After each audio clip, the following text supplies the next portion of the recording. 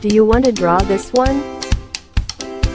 You just need to follow my steps. Look at the direction and shape of my lines or curves.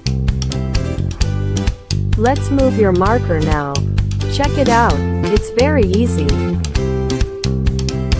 Just make lines like this. We don't need complicated theory. Let's draw together. Don't be afraid of being wrong. Everyone has their own artistic soul.